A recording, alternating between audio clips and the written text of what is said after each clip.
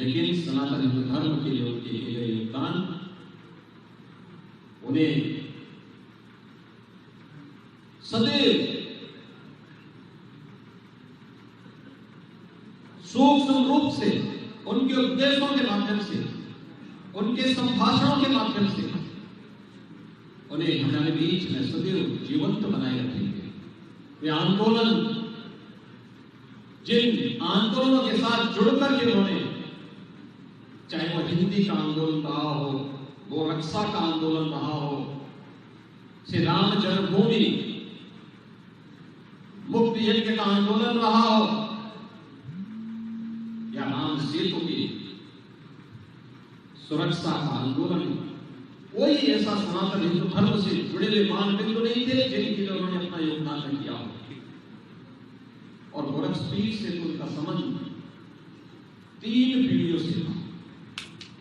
लगातार जब भी गोरखपीठ से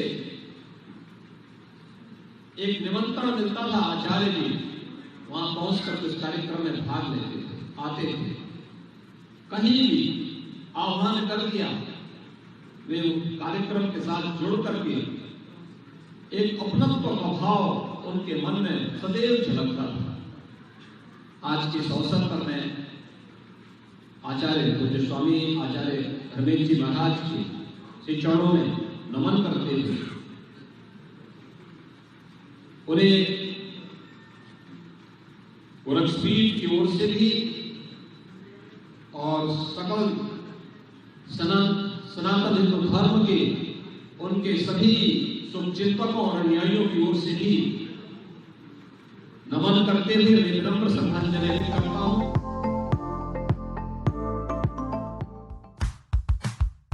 Subscribe the channel, press the bell icon and never miss the update.